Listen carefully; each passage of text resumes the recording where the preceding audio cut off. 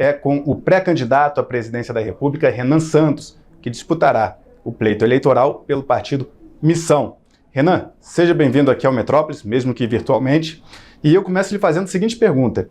Muita gente acredita que a sua candidatura é um projeto para o futuro e não para 2026. Há um grande engajamento entre jovens, um crescimento maior do que outros candidatos até da terceira via que se colocaram, mas que ainda seria insuficiente para chegar ali em Flávio Bolsonaro e Lula, que disputam, né, a polarização que marca aí esses últimos anos de eleições no Brasil. Há como fazer um crescimento na sua candidatura até outubro de 2026?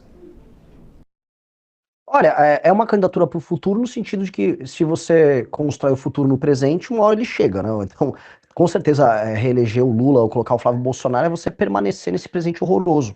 Então, a gente sempre coloca um dos slogans nossos, o futuro é glorioso, e é no sentido de que a gente vai construir um futuro brilhante possível para o Brasil. E isso tem um senso de urgência. Eu preciso vencer as eleições agora, em 26, para poder fazer essa construção.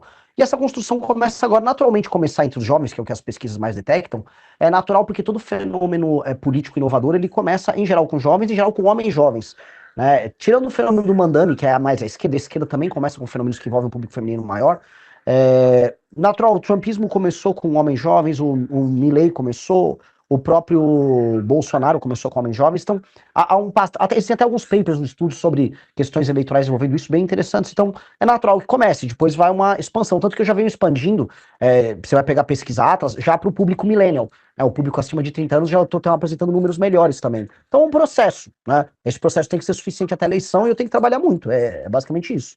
O senhor citou agora a candidatura de Bolsonaro em 2018. Renan Santos será em 2016 um candidato semelhante àquele que Bolsonaro foi em 2018, digamos assim, por um modelo disruptivo de se apresentar para a sociedade, digamos assim?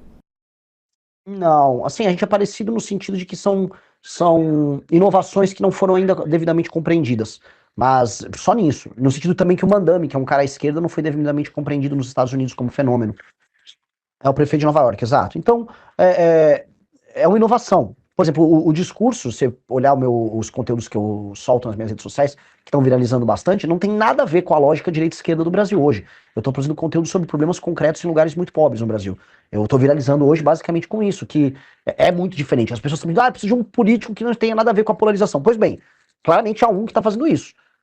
Eu trato de temas que vão além assim, o Alexandre de Moraes, ele tá envolvido no Master. Sim, está, eu também falo, mas não é só isso, sabe, que eu saio dos temas, ou dos certos grandes temas nacionais que tá todo mundo preso, e eu estou trabalhando em outros temas nacionais tão importantes quanto, que são negligenciados, que são justamente os temas que permeiam a atividade política do famoso Centrão. O Centrão, onde há um Centrão, haverá um Renan Santos enchendo o saco dos caras. Porque eu considero que o Centrão é o maior problema do Brasil. Eu vi um vídeo seu que repercutiu bastante nas redes, que era um tema até bastante curioso, que é de uma primeira-dama, ex-primeira-dama de um município, de uma cidade pequena no Nordeste, e aí o senhor escolheu expor a situação lá porque havia, né, uma investigação de desvio de recursos públicos. Como é que foi a ideia de gravar aquele vídeo ali? Olha, assim, eu venho pegando vários casos ao redor do Brasil que obedecem um determinado padrão. Municípios muito pequenos, que são pouco sustentáveis do ponto de vista econômico e financeiro, ou seja, vivem de repasses federais. Esses municípios, eles apresentam índice de desenvolvimento humano baixo, e todos os indicadores sociais, econômicos e sociais, de péssima qualidade, e, paralelamente, ostentando escândalos de corrupção burlescos, ridículos, exagerados. E esses exemplos, assim, existem as centenas, que são os milhares, e esse caso da primeira-dama de Acari, ou Arari, acho que é Arari, a cidade lá no interior do Maranhão, é um dos mais emblemáticos, né? O marido dela é um desviador de emenda contumaz, foi prefeito da cidade, terminou, né, afastado, e aí ficou rico, porque ele desviou. Teve uma emenda que ele conseguiu uma proeza, que ele não roubou um pedaço, ele roubou a emenda completa da emenda. E aí ele ficou milionário. Aí o que ele fez para ficar milionário? Ele contratou uma mulher que ela se define como uma rapariga. E lá no Nordeste, né, rapariga costuma ser uma alcunha para mulheres que acabam trabalhando com atividade sexual. Ela se define como isso, e ela produz vídeos semi-pornográficos junto a esse marido corrupto, ostentando um estilo de vida completamente desproporcional com o modelo de vida da cidade dela. E ela quer concorrer para deputada federal. E eu, né, trouxe luz a isso, assim como para outros temas. E só uma curiosidade, ela no último fim de semana, ela se reuniu com o Pablo Marçal e com o Antônio de Rueda, ou seja, ela tem um status muito importante para o partido União Brasil, né? E tá, né? São essas coisas que a gente olha e percebe o quanto tá doente o nosso sistema político. Foi um vídeo que o senhor gravou que gerou bastante repercussão nas redes sociais, né? Então, as críticas da sua campanha, elas não ficarão apenas restritas ao presidente Lula, ao senador Flávio Bolsonaro, quem o senhor também é crítico, mas ao Centrão, ou seja, é uma candidatura pancadaria, digamos assim, né? Não, porque você for olhar, todos os meus vídeos apresentam propostas. Absolutamente todos, inclusive o sobre a primeira-dama de Jacari. Então, todos esses vídeos, Arari, desculpa, todos os vídeos eu focalizo no problema, falo, ó, esse problema existe por causa disso e para resolver eu farei tal coisa. E todas elas levam a pessoa a discutir as soluções que eu estou trazendo. Ali sempre termina na minha política de reforma administrativa, com indicadores de desempenho para que um prefeito possa ou não concorrer a uma reeleição e fusão de municípios. Em geral, eu foco muito nisso, eu levo para essa discussão, que é uma discussão fundamental no Brasil sobre essa draga de dinheiro público que existe, que são os municípios pequenos ao redor do Brasil. Então eu estou trazendo esses temas para trazer luz, não só para um problema, mas também para uma solução. Como se fosse um funil de conversão. A pessoa sai de um problema burlesco e termina com uma solução política. Então não é uma pancadaria, e não é nem polêmica pela polêmica, ela tem um objetivo. Falando em proposta, o senhor defendeu separar o Rio de Janeiro do Brasil. Como seria essa proposta que o senhor defendeu, que se eleito presidente, o senhor fará? Como vai separar o Rio de Janeiro do Brasil? Não era isso, é entregar um status de autonomia para o Rio de Janeiro. É igual Buenos Aires. Porque no vídeo, Renan, no vídeo o senhor fala separar o Rio do Brasil. Aí depois você fala, mas isso é bom, não é ruim e tal. Sim, é que só o hook, é o gancho do vídeo. Quando você assiste o vídeo inteiro, eu tô explicando que é entregar um status de autonomia. Porque existe toda aquela piada na internet de que, se a gente separar o Rio de Janeiro do Brasil, o Brasil se salva. Tem vários memes disso rodando. Então eu brinquei com o meme, é um hook, é um gancho. O que tá apresentado ali, a gente até lançou um site que é Guanabara Livre, né, para falar sobre como restituir o estado da Guanabara, e é uma autonomia, igual Xangai tem autonomia, igual Hong Kong tem autonomia, igual Buenos Aires tem autonomia, é você entregar o status de autonomia para que o orçamento do Rio de Janeiro fique lá, condicionado a determinadas atividades que teriam um status especial, como turismo, como produção de cultura e arte. O orçamento também fica condicionado ao desenvolvimento do combate ao crime organizado, porque infelizmente o Rio de Janeiro não consegue combater o próprio crime, que o orçamento fica muito espalhado, e ele é vítima também não só da Baixada, mas do restante do estado. Então, nesse sentido, é entregar esse status, porque a gente considera que o Rio de Janeiro é a porta de entrada para o Brasil, para o mundo. Né? O mundo conhece o Brasil muito através do Rio de Janeiro, por bem e por mal. Portanto, um status especial é entender o Rio de Janeiro como uma futura Dubai, como uma futura cidade, quase uma cidade-estado, que abre a porta do Brasil para o mundo. Na prática, o que isso representaria de mudança? Na prática, o orçamento do estado da Guanabara, que ficaria da cidade do Rio de Janeiro, seria administrado por essa própria autonomia. E aí o orçamento local daria autonomia para eles fazerem frente aos problemas locais, que infelizmente não acontece. O Rio de Janeiro, não que a cidade do Rio de Janeiro produza políticos muito melhores do que o restante do estado do Rio de Janeiro, mas os problemas do Rio de Janeiro, municipais, e o potencial do Rio de Janeiro é negligenciado por conta de um pacto político que não entende o Rio de Janeiro, a cidade, que se tornaria parte do estado da Guanabara nesse sentido, como tem que ser. Né? Ou seja, os problemas de segurança, a vocação turística, a vocação como um polo de tecnologia, ela simplesmente não é tocada. E aí o entendimento do ativo Rio de Janeiro, que o Rio de Janeiro é um ativo para o Brasil, esse ativo não é bem administrado. E aí outras cidades ao redor do mundo entenderam, ou melhor, foram entendidas pela administração federal como ativos especiais, como por exemplo Buenos Aires com a Argentina. Buenos Aires é meio que para a Argentina o que o Rio de Janeiro é para o Brasil.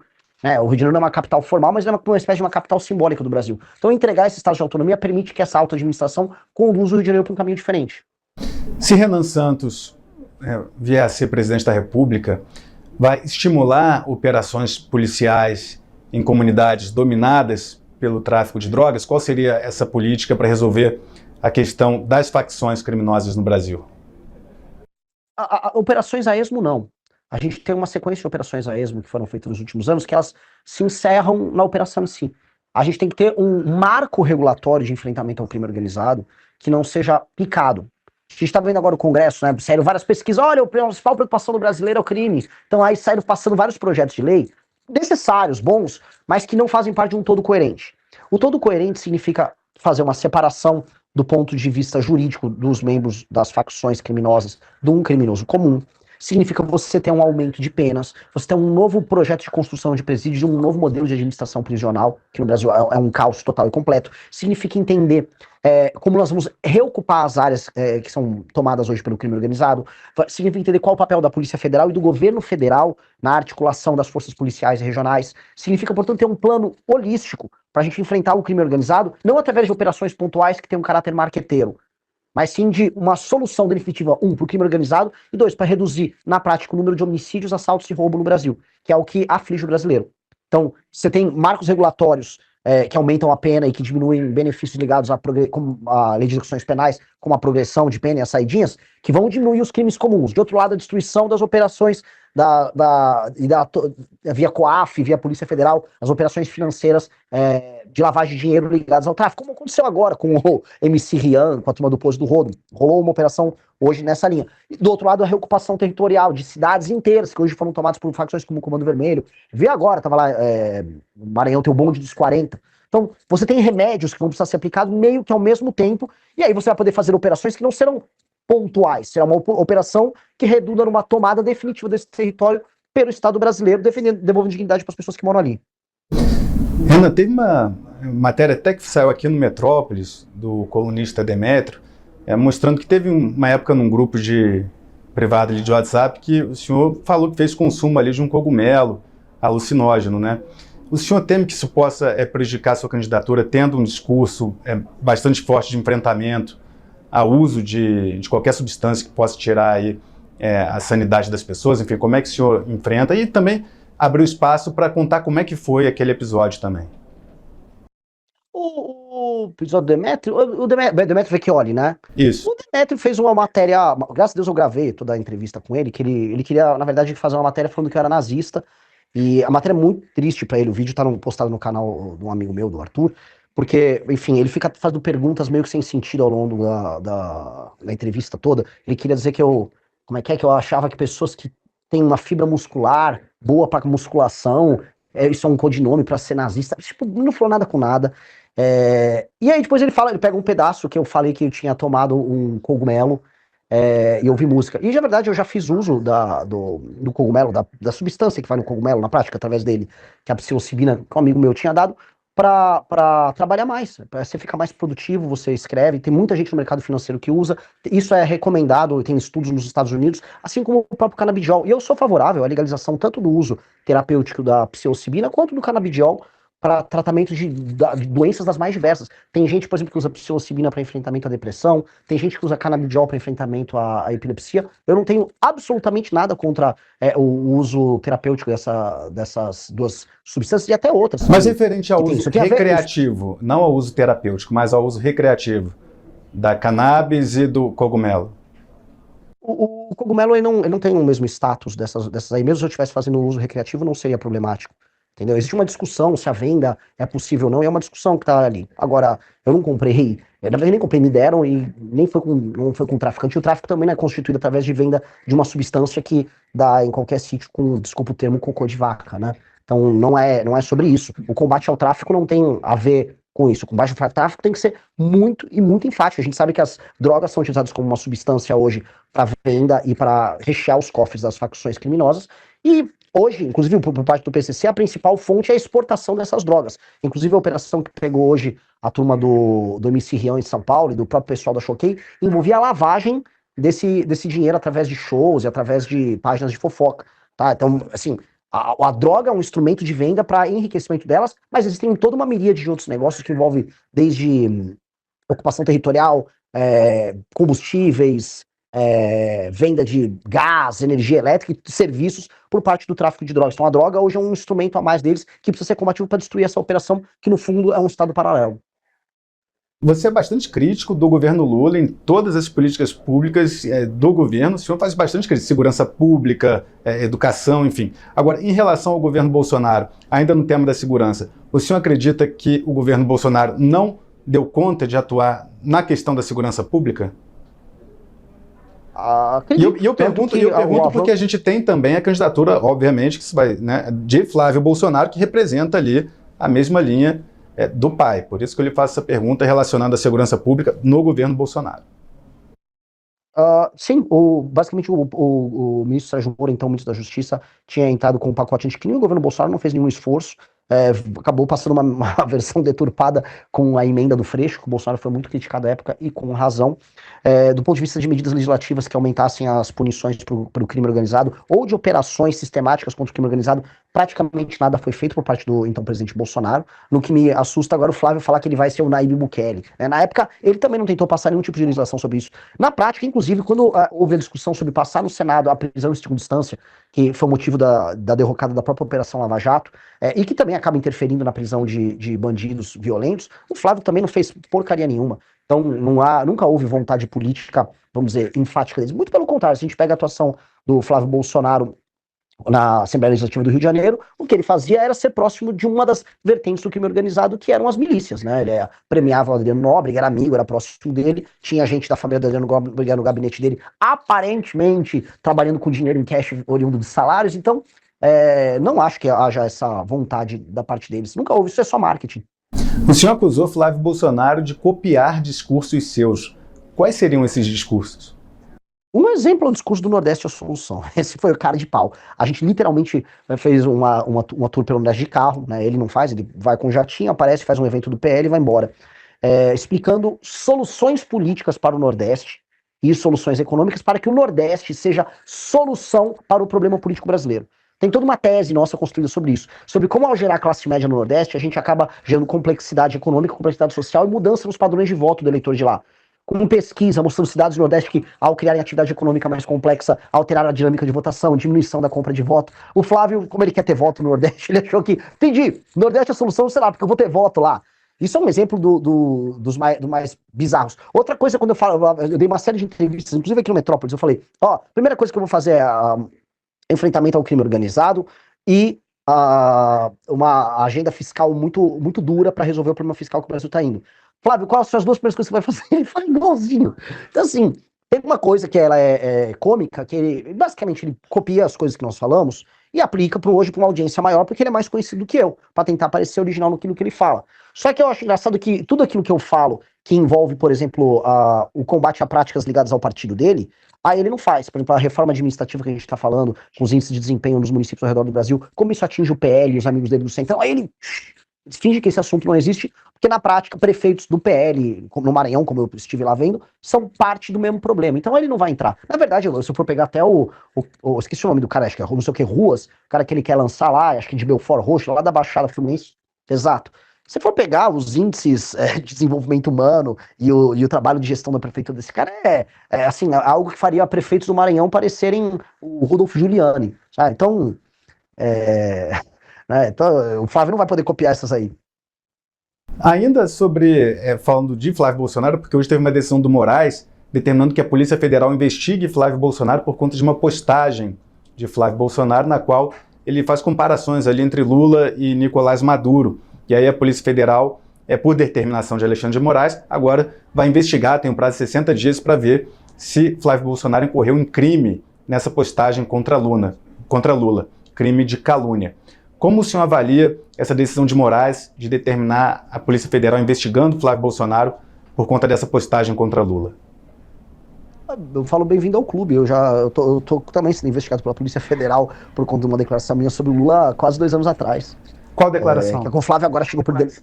Eu havia falado sobre a postura do governo relativa a um PL um PL não, era alguma política que envolvia aborto no SUS e a incoerência deles, e aí eles entraram com uma ação ali. Ficou super feio pra eles, que não tinha nem objeto da investigação, porque eles utilizaram um print de uma página de fofoca como referência na ação.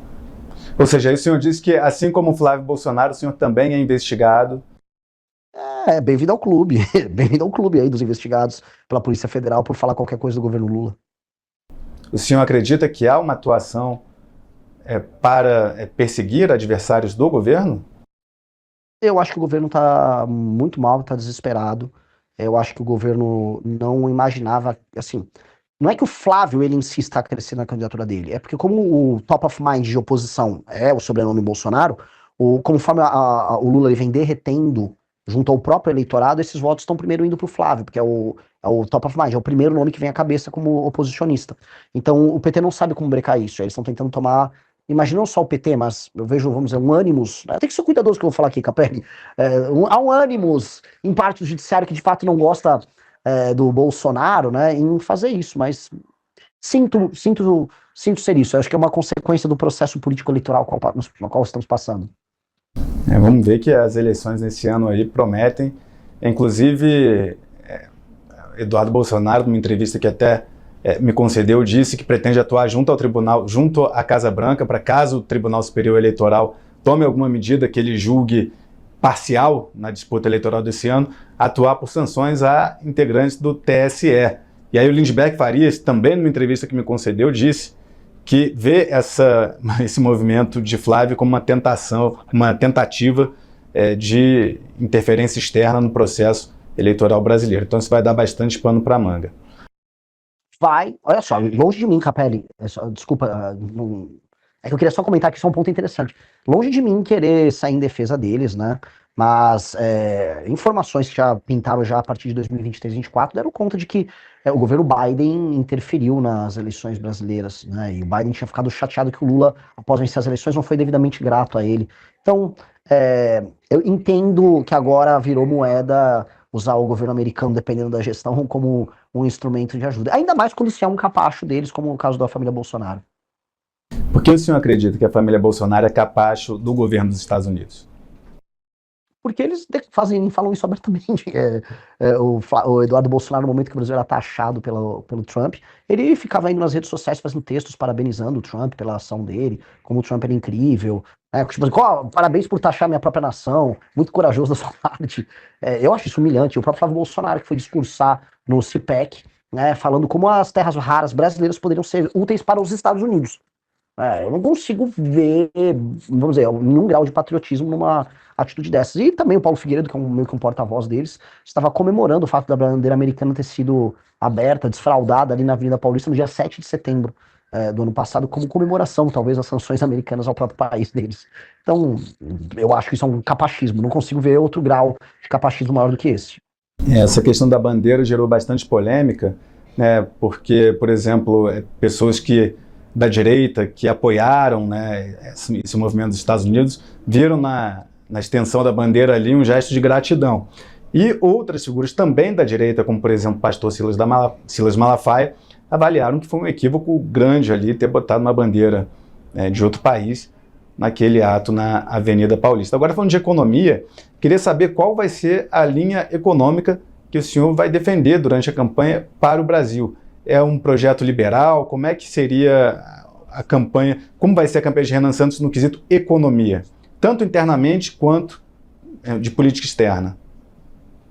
Em termos internos, a gente tem que entender o que nós temos no Brasil. Nós temos um país que está indo para uma rota de colapso do ponto de vista fiscal, ou seja, as contas públicas elas vão estourar. A gente já está no limite, batendo recorde de arrecadação, ao mesmo tempo que a taxa de juros está no nível mais alto possível. Ou seja, nós estamos, enquanto país, numa rota de quebradeira e não sabe como resolver. Tanto que a função do governo federal hoje é apenas aumentar a alíquota de imposto para aumentar a arrecadação, para tentar ficar sobrevivendo e empurrando essa bucha para frente. Ou seja, vai precisar de uma reforma fiscal gigantesca, tá? Com um impacto fiscal grande, que gere no mínimo 3 trilhões de reais em economias nos próximos 10 anos. Tá? Tem uma PEC que foi protocolada pelo Kim Kataguiri e outros deputados federais que está em processo de coleta de assinatura, que eu defendo essa PEC, tá? Então, até para não parecer um cara, para não parecer não ser um cara genérico que vem aqui falar com vocês, a PEC está protocolada, é só pegar o número da PEC que está lá no Congresso Nacional, lá tem todas as medidas, que eu também posso discorrer aqui se for o caso, mas todas as medidas que são adotadas para a gente fazer um enfrentamento à crise fiscal.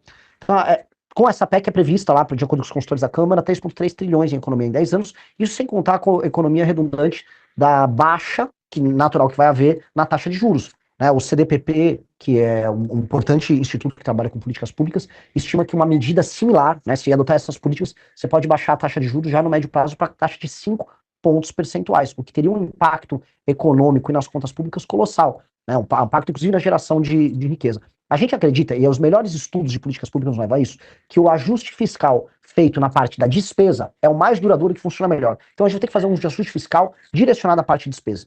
E aí, com base nisso, a gente vai abrir espaço fiscal para investimentos E com novos marcos regulatórios, e assim, graças a Deus passou a, a lei ligada lá ao licenciamento ambiental, a gente vai poder fazer uma série de obras, agora é acelerar o processo de construção de estradas, ferrovias, de usinas, para a gente aumentar a produção energética, facilitar a entrega de produtos, e aí reduzir o custo do Brasil, e entrar paralelamente com a nossa agenda de competitividade que envolve facilitar a abertura e fechamento de empresas, facilitar a contratação e demissão de pessoas, ou seja, ter uma lei trabalhista muito mais flexível. E aí, juntando todos esses elementos... Facilitar a demissão de pessoas não é algo que depõe contra a classe trabalhadora, enfim, não é algo prejudicial no âmbito geral para a população, facilitar demissões? Não, na verdade, todas as experiências mundiais nos mostram que leis trabalhistas mais flexíveis em economias em desenvolvimento geram um desenvolvimento econômico mais rápido. A coisa mais preocupante para a classe trabalhadora é não ter trabalho, que é o que está acontecendo em boa parte do Brasil. As pessoas falam, o Brasil vive em pleno emprego. Não. O suposto pleno emprego são pessoas que estão indo procurar um emprego formal. Na prática, as pessoas estão vivendo de bicos, as pessoas estão vivendo de auxílios do governo, e as pessoas estão vivendo de subemprego. E há um pequeno percentual vivendo do CLT, e um grande percentual dos brasileiros estão vivendo de mês. Ou seja, é uma semi-informalidade que as pessoas estão vivendo. Então, este modelo que nós estamos vendo é um modelo inadequado, é uma gambiarra. E esta gambiarra não pode ser comemorada, ela tem que ser resolvida. A gente tem que gerar empregos e empregos de qualidade para as pessoas. Então, a melhor política para gerar empregos é ter empregos. Isso se dá através de uma política que não penalize o contratante e nem penalize o contratado. Você criar uma política que você acha que está protegendo o trabalhador, simplesmente dando medo no contratante em contratar, você vai fazer com que o contratante não contrate, que é um efeito na prática recessivo. Então, as melhores experiências em países de desenvolvimento agora, posso pegar Vietnã, posso pegar Índia, posso pegar a própria China, que apresentam um desempenho de crescimento de países de desenvolvimento muito superiores ao Brasil, nos mostra que a gente precisa flexibilizar essas leis. E é uma coisa que nós vamos fazer. Sim, perfeito. E aí, só fechando, o Capelli, não queria... Essa é a parte, vamos colocar aqui, liberal do nosso pacote. Do outro lado, nós temos que ter um olhar para as regiões menos desenvolvidas, que eu visitei agora no Maranhão, que estão numa situação de penúria. Não existe atividade econômica minimamente complexa em boa parte das regiões norte e nordeste do Brasil. E nessas regiões que há população, ou seja, há alguma densidade populacional, misturada a baixa atividade econômica, o Estado vai ter que atuar. A gente vai ter que usar a riqueza produzida numa Topiba gerando mais complexidade para gerar mais emprego. A gente vai ter que atuar gerando pressão na administração pública para facilitar a atividade comercial. A gente vai ter que olhar a própria reforma tributária que teve para fazer com que então, a medida ela não penalize hoje setores inteiros, e há uma grande dúvida sobre isso. A gente vai ter que olhar para estados como o Maranhão, que apresentam, mesmo sendo um dos estados mais pobres, o maior ICMS do Brasil. Ou seja, quando a gente olha para a natureza do problema, a gente fala, cara, tá tudo muito doente. Para tirar uma massa de pessoas que hoje estão no assistencialismo, para devolver capacidade fiscal para os municípios e para esses estados, para eles não depender tanto do governo federal. Eu acho que isso tem um impacto macro bem grande. Então, o Estado tem que ter planos de desenvolvimento de forma ativa nas regiões mais pobres para gerar classe média lá, desesperadamente. Porque essas regiões, então, elas estão, como eu posso colocar, elas estão num estágio tão anterior de desenvolvimento a outras regiões do Brasil, que elas estão gerando distorções em todas as outras áreas, inclusive distorções políticas. Renan, quero abordar aqui mais alguns assuntos. Então, agora, indo para a questão do judiciário, a CPI do crime organizado, o relator Alessandro Vieira, ele propôs ali o indiciamento de ministros do STF, enfim. É um tema que está sendo discutido pela sociedade. Há quem defenda a atuação do STF, há quem a critique. Eu queria saber, se eleito presidente, se o senhor seria a favor do impeachment de ministros do STF, como, por exemplo, Romeu Zema se coloca. O próprio Flávio Bolsonaro faz um discurso um pouco abaixo do de Zema, mas dizendo que é a favor do impeachment de qualquer ministro que incorra em irregularidade. Ou se seria um movimento de tentar pacificar com a corte por outro caminho. Renan Santos, eleito presidente, qual seria a postura em relação ao STF? Eu acho que está ficando claro que pelo menos dois ministros, a gente está falando do Alexandre de Moraes e do Dias Toffoli, eles não têm condições morais de permanecer nessas posições. Inclusive, a gente organizou uma manifestação em São Paulo no último sábado pedindo impeachment deles. Isso, então, é público notório, não só da minha parte, mas do grupo político com qual eu faço parte, essa defesa. Paralelamente, para evitar o surgimento de outros, a gente tem que alterar a dinâmica de poder do STF. Então, a gente tem que tomar uma série de medidas. As decisões monocráticas, que representam 83% das decisões do STF, elas precisam ser, se não totalmente proibidas, reduzidas no seu próprio escopo. Tem que ter um filtro de entrada de modo a só ações de matéria estritamente constitucional serem julgadas pela Suprema Corte, porque hoje a Suprema Corte brasileira julga coisa de 8 mil ações, enquanto a americana só 50, né, uma diferença bastante brutal de função. A gente tem que ter uma corte política é feita com desembargadores que fiquem com mandato de 2 anos, que são sorteados a participar delas, para julgar, vamos dizer, os casos políticos envolvendo deputados e senadores, para que eles não fiquem na mão da Suprema Corte Brasileira. A gente tem que impossibilitar, e sendo bem claro, impossibilitar qualquer tipo de atividade econômica com parentes e amigos de juízes e ministros da Suprema Corte e também do STJ, né, para impedir o que está acontecendo agora, como a gente está vendo. E aí, com base nisso, e também tem um prazo máximo para pedidos de vista que acontecem dentro da Suprema Corte, que com base nisso, aí o escopo da atuação do STF, que dá esses superpoderes para ele, diminui muito. E aí o STF volta para a caixa dele. São medidas que vão além do impeachment. Perfeito, Renan. Estou avisando aqui no estúdio aqui que a gente tem um prazo aqui, mas antes de encerrar a entrevista, eu sempre concedo ao meu entrevistado a oportunidade de dirigir umas palavras finais aqui para o público, mas eu queria só antes fazer uma rápida pergunta, só voltando àquela questão do cogumelo. Então, o consumo, o fato de o senhor ter consumido cogumelo alucinógeno não depõe contra a política de segurança pública que o senhor pretende implementar? Não, e por que iria depor? Não depõe, assim, isso não é a base. Mas o cogumelo, ele não é uma substância proibida. O cogumelo não é. Existe a questão da comercialização, que é uma questão que está em discussão. Ele em si não é. E eu acho, eu defendo, eu volto a colocar aqui, eu defendo que a substância psilocibina, assim como o próprio canabidiol, e é uma defesa pública minha já há muito tempo, que sejam utilizados como tratamento, e tem muitas doenças que podem ser tratadas com eles. Não tenho nenhum, assim, pra mim não é um tabu falar sobre isso, isso não interfere na nossa política contra o crime organizado em nenhuma medida. Até porque o crime organizado não é apenas o tráfico de drogas, ele é o tráfico de drogas somado a uma atividade que em si é política, que envolve a tomada, em última instância, do território brasileiro e do Estado brasileiro. Então, de maneira nenhuma. Sim, não é Muito tabu, pelo tanto que a gente tá falando aqui abertamente sobre a questão. Numa boa, e não deve ser. Inclusive, só uma coisa. Eu tenho revista publicada sobre isso. A revista Valete tem uma capa falando sobre a direita americana psicodélica, o Elon Musk. Só para dar um exemplo, o Elon Musk, o Steve Jobs já utilizaram isso em termos de produtividade. Tem gente que fala, isso aqui aumenta a produtividade, sua capacidade criativa. Gente no mercado financeiro usa, no mercado publicitário usa. É igual pessoas que usam remédios tarja preta para aumentar sua produtividade em vários lugares. Então, é uma discussão, isso aqui tem que ser legal. Eu acho que sim, essas substâncias elas têm um uso que pode ser terapêutico, muito útil, tem muitos papers e muitos estudos que levam essa discussão. Eu não tenho problema nenhum. A questão toda minha é com o tráfico de drogas e com o que nós devemos fazer sobre o tráfico de drogas. E vou te falar ainda uma coisa, Capelli, para melhorar ainda a tua matéria, tá? Depois de destruir o tráfico de drogas, eu sou a favor de que os estados possam fazer, para você ter uma liberdade em estabelecer algumas políticas penais. E se algum tipo de estado brasileiro, por exemplo, Santa Catarina, se depois a gente destruir completamente as facções, daqui 10, 15 anos, puder ter uma discussão sobre a legalização de alguma substância, a maconha, um exemplo, eu acho que é uma discussão super válida. Não tenho tabu em discutir isso. A minha abordagem sobre o crime organizado é uma abordagem holística sobre o crime organizado. Inclusive, o senhor chega a defender pena de morte em alguns casos? Eu defendi pena de morte para casos de estupro. Em casos de estupro. Casos de estupro incontroversos. Existem casos que são incontroversos, que a pena de morte pode ser discutida e pode ser aplicada sim. Casos incontroversos que as provas materiais elas são absolutamente incontroversas. E como que seria? Porque seria cadeira elétrica? Brasil, seria injeção? Qual que seria o tipo de execução que o senhor propõe? Vai caber o legislador discutir qual método. Renan, muito obrigado pela sua participação. Queria lhe dar a oportunidade de dirigir aqui a palavra a quem está nos assistindo, fazer as suas considerações finais. Gostaria de agradecer a todos pelo espaço, agradecer ao Metrópolis pelo espaço, prometo retornar aí. E queria falar para todo mundo assim, o Brasil pode ser um lugar muito melhor do que ele realmente é. O Brasil pode ser um lugar em que a pobreza fique no passado, em que as coisas que eu vi rodando no Maranhão, né, a ausência total e completa de atividade econômica, a dependência total do Estado, esgoto a céu aberto, roubalheira como regra e não como exceção, esse Brasil ele pode deixar de existir, que você não precisa imaginar que sua vida é viver numa favela, andar num transporte clandestino, depender de auxílio do governo. Não, a vida pode ser muito mais e muito melhor do que isso.